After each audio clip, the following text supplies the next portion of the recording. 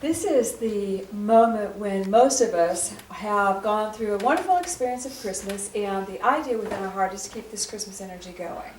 And that's typically a commitment that we make. We're going to keep this feeling of love going throughout the year. And you guys know how long that typically lasts. So, I wanted to talk to you a little bit about maybe some practical steps that we can do. But first I want to look at next year. Next year, 2014, is really going to be a year for each of us to move forward, to make some decisions, to change some patterns, and to really start moving toward our destinies and choices. We have been watching the political landscape around us, waiting to see what's going to happen. What's going to happen with our insurance? What's going to happen with that country? What's going to happen with those politics? What's going to happen? Do you see what I'm saying? We've been let's wait and see what's going to happen for so long that Spirit reminded me this morning that it's time for us to vote. It's time for us to really get out the vote this year. And how we vote is we actually become active in choosing our desires. Instead of waiting to see what's going to happen, we start becoming more proactive with what we want in our world. And when we do that, we're actually casting a vote for a space for us. Instead of waiting to see what the universe is going to, or our race consciousness is going to do around us, they're asking us to get proactive now and start making some choices. Does everybody understand where we're going? Yeah. Okay. We're going to focus on that a lot in the next couple of months. So just realizing that that's kind of our goal, I'd like to speak to a particular issue that we all go through. And that is Christing, our consciousness. In the Aquarian, it talks that we need to Christ our thoughts, have our thoughts be God-based. Christ our force, that everything that comes from us is God-based. That the energy we put forth is filled with that God presence. And then Christ our hearts, that love move from us at all times. And each has its own frequency.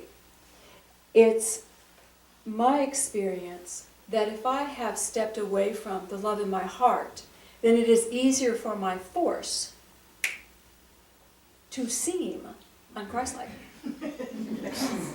Ask anyone who works during the day. Do that, do this, do that. I still love you, just do it. You see? And we all do that. We can all get into that space where we're moving too fast, we're moving too quickly. We intend good, but our hearts have not engaged in the moment. You understand? So I want to talk about this engaging of our hearts. We need to find love in our hard places in our life. We need to begin to open the Christ of love and send it to the hard places in our lives.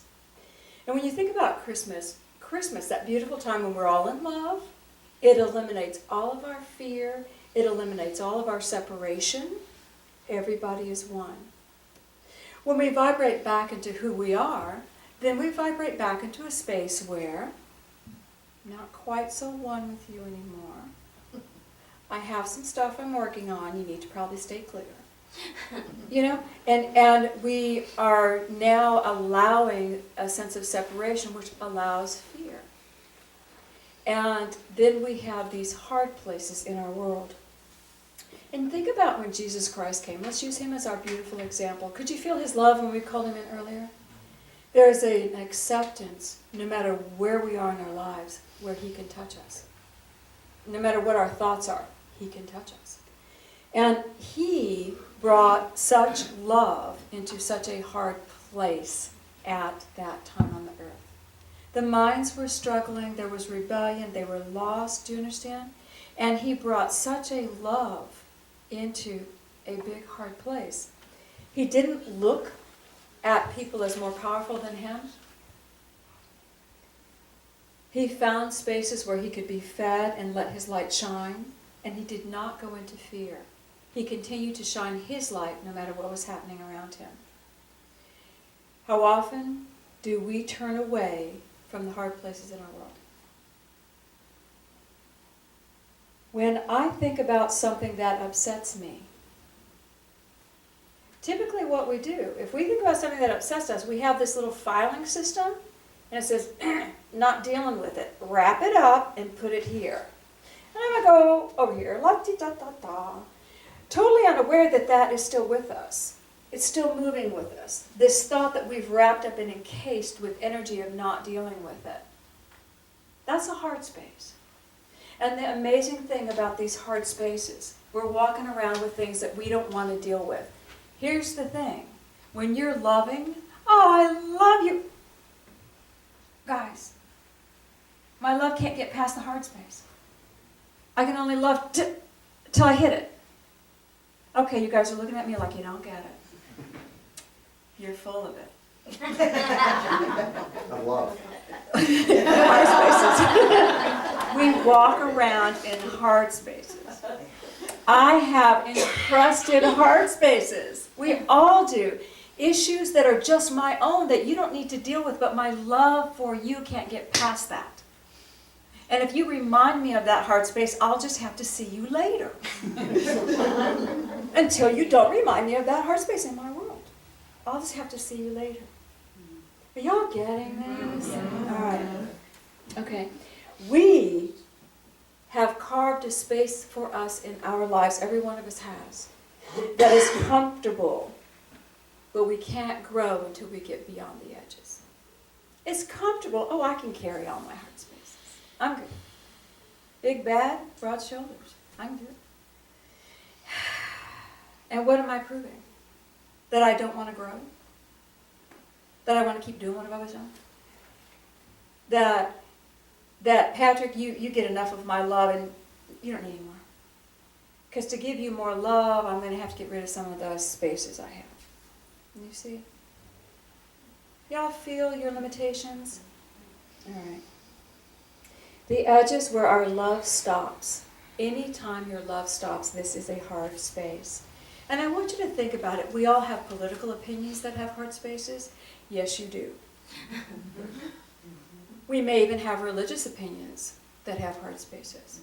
We certainly have opinions of our spouses that have hard spaces. You know?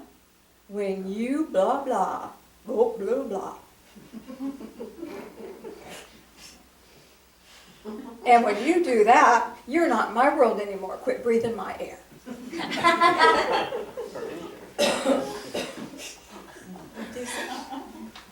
Okay. You know what I'm talking about. He can testify.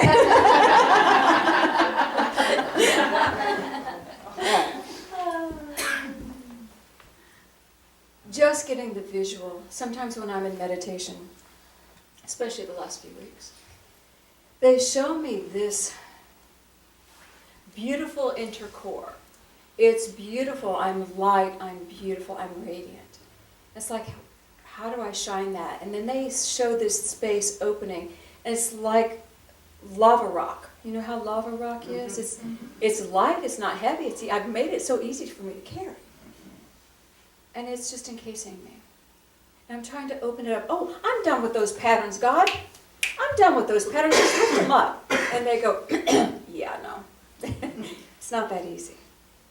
It's not that easy just to clear it. Just clear it. We have to actually resurrect it. We have to actually heal it. So I wanted to share a story from the Prayer with you, and this is one of my favorite stories.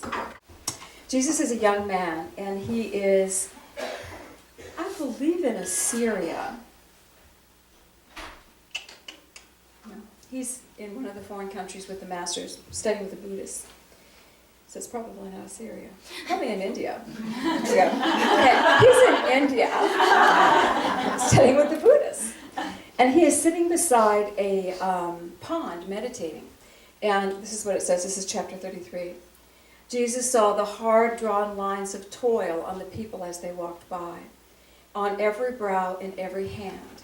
There was no look of joy in any face.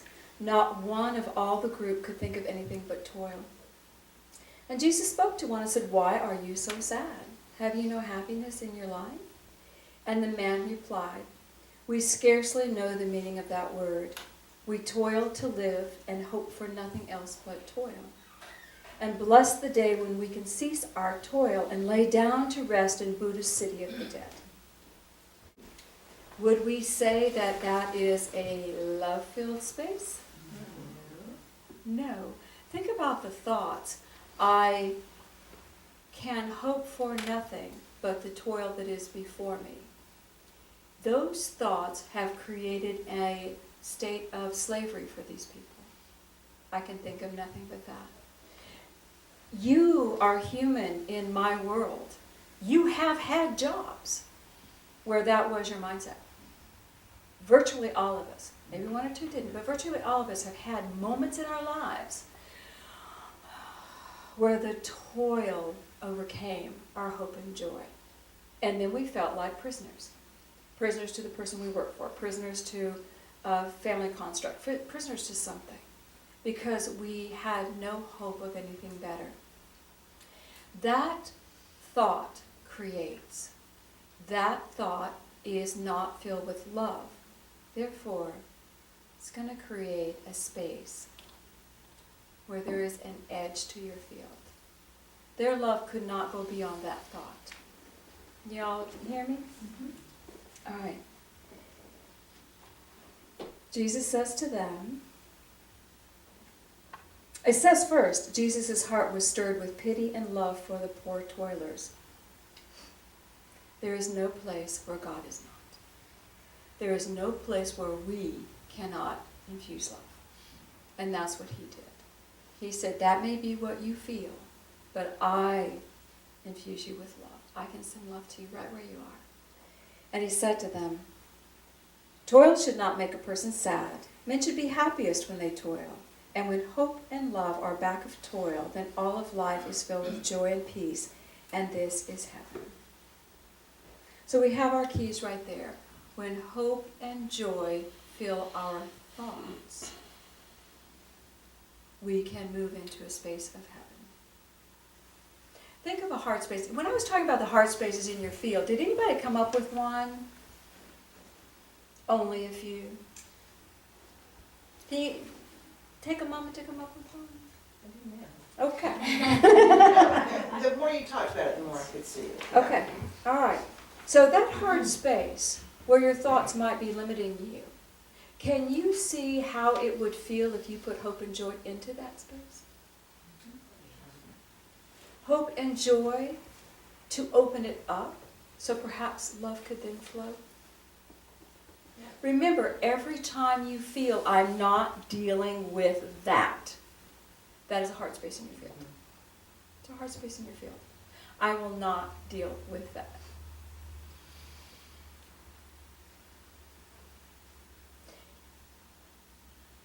Hope. What was it? Hope and joy? Hope and love. When hope and love are back of toil, when hope and love move into those hard spaces, when hope and joy move into those hard spaces, we can begin to really transform them. We can't release the pattern until you go there. Okay. We cannot release the pattern until we go there. These guys can't change until they actually do what Jesus is telling them to do. And he goes on to tell them, cease to look for heaven in the sky, Buddha's city of the dead. Open the windows of your heart, and like a flood of light, heaven will come and bring a boundless joy. And then no task will be cruel. They became like little puppies, lapping at his feet. Tell me more, tell me more, tell me more. How do we do this? How do we do this? And he said, simply become like the flower, growing daily into the light of God. Focusing on what you want to do. And if we think of the seed of the flower, and we just put those seeds in that dirt, don't we? And some of us are good enough to break up the dirt. Sometimes the seeds just fall where they fall. But if that seed did not have the innate knowing that it needed light, it wouldn't grow to the light. But it grows to the light and it breaks through how much hardness? Have you ever seen anything growing through the concrete? Little teeny green things.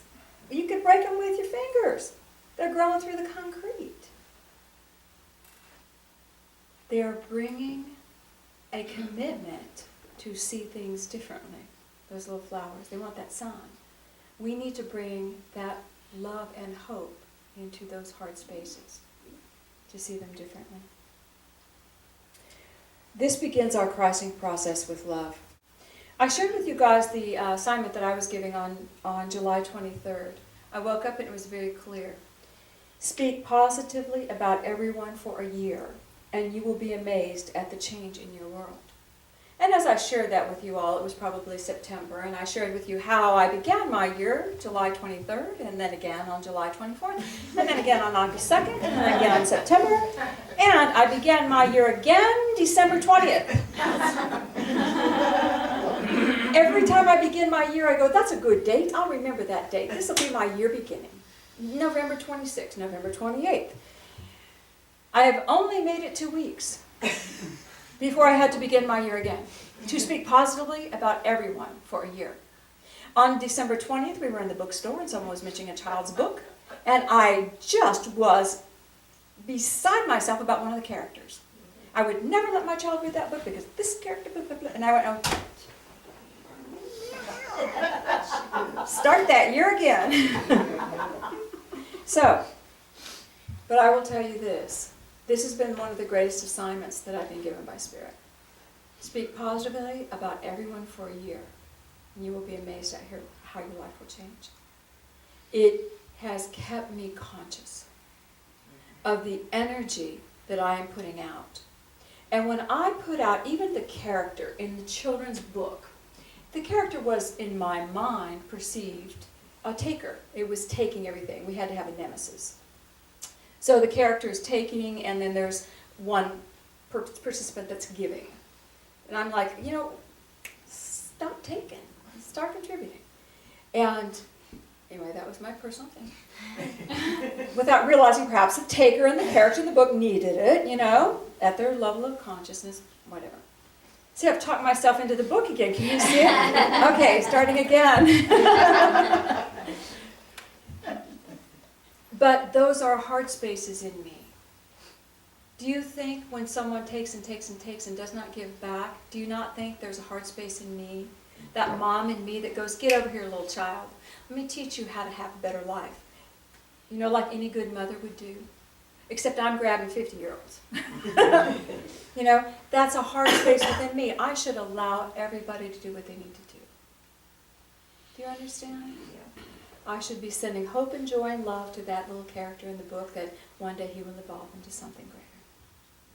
Seeing the potential. Everything that we rally against is a hard space in our energy field. And the only way to rise above is to fill ourselves with hope and love. Fill ourselves with hope and love. We're going to talk about our thoughts, looking for the good. We're going to talk about focusing on the light as we go forward in this year. We're going to talk about instant manifestation and all manner of things. And just for a moment, instant manifestation, isn't that what we all want as metaphysicians? Trust me, you don't. Because what are you thinking instantly? Where is your focus? 5 minutes ago. Now I can tell you, watch your thoughts. You might create it. Okay, great. 5 minutes ago, your thoughts are wandering. They're creating all kinds of crazy things. Instant manifestation we are not mature enough yet for. But we are mature enough to start bringing love as the basic foundation of all of our world. Because I have a heart space does not mean that my core is not brilliant. My core is brilliant. I love myself. I have a humble heart, and everything I do with great intentions. Do I still hurt and harm? Yes. I don't mean to. Certainly don't mean to. But it might hit a hard space within me that I go, why did you react that way? Well, I just hit a hard space. And I would never have even known it. I wouldn't have even known the hard space was there. Because I don't deal with it. I turn away from it. We have an opportunity to really follow the path of the Christ. by beginning to shift the very vibration of how we interact with matter by simply filling it with hope and love. There is no place where God is not. Sometimes I have to remind myself that when there are interesting spaces I find myself in. There is no place where God is not. There is no place where God is not. And bring that light through me and it fills the place where I am. There's no place that God is not. In my personal field, I choose love. I do not want heart spaces hurting or harming anyone. I'm not attached to that any longer. I wish I had a magic wand. I wish I could sweep them all away. And it may take the course of my walking my year to find them.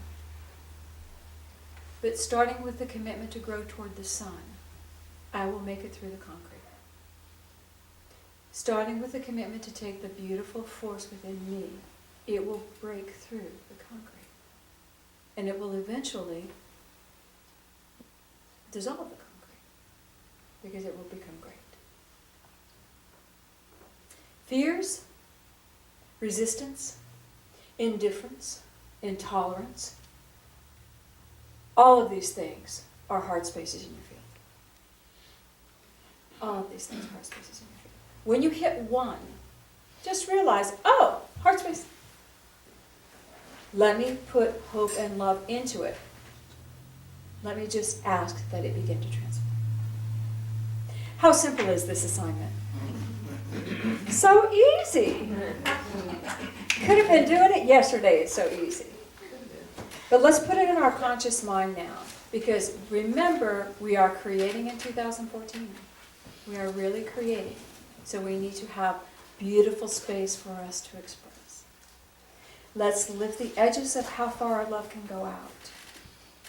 And become really vibrant beings who really do vote for a world of peace. All right, let's go within.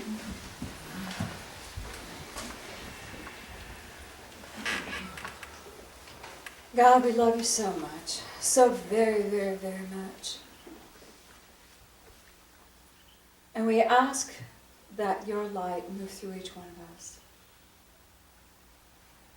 And I would invite each of you just to take a breath and feel comfortable in your chair. And just imagine that there's a column of light that comes over you. Feel your chair. Imagine a light around you. And I want you to let your focus just to go right to the center of your being.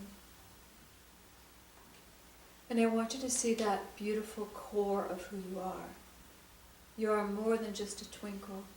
You are a radiant light. And your light is blinding. It is so bright. I want you to feel that light and begin to feel the warmth of it. Begin to feel the love.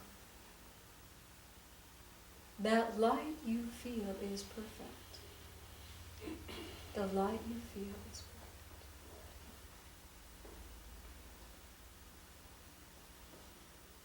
Feel that beautiful love of God surrounding you.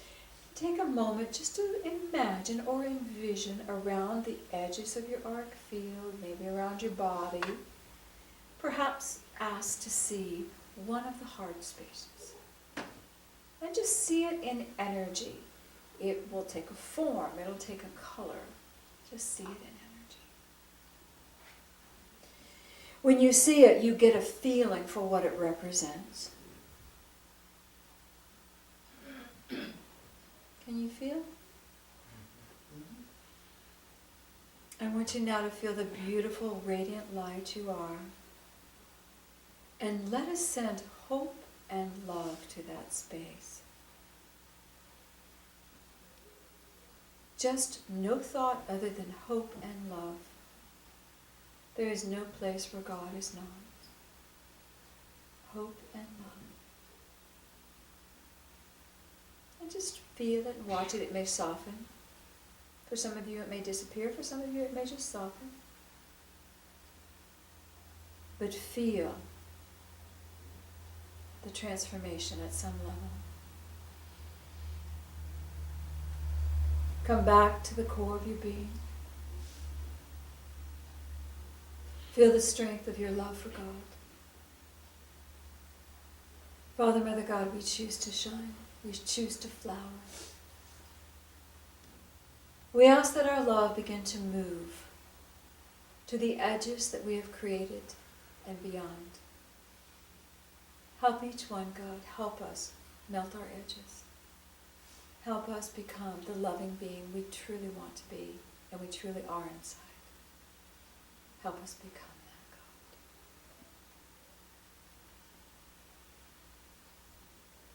And just feel the love pouring through you. You have set intention to the seat of your heart.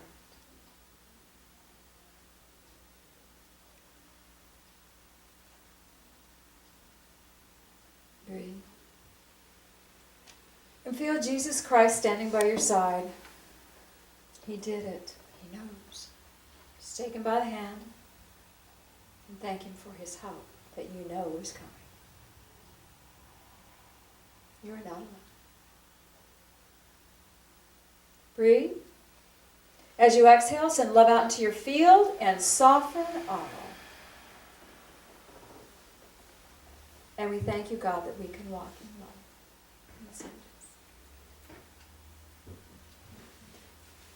When you're ready, you can gently open your eyes.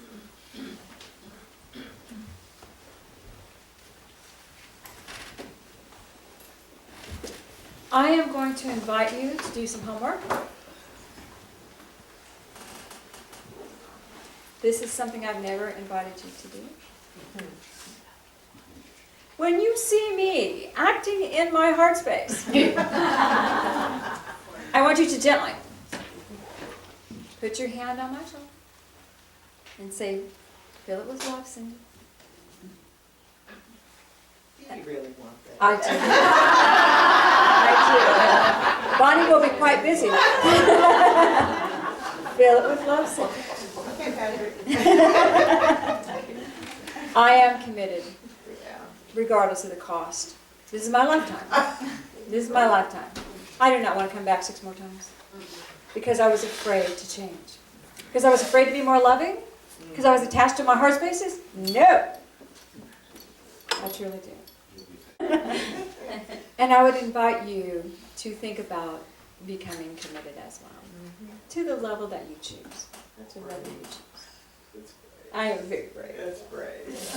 All right, say yay God. Yay, God. Say yay Cindy. Yay, Cindy. All right.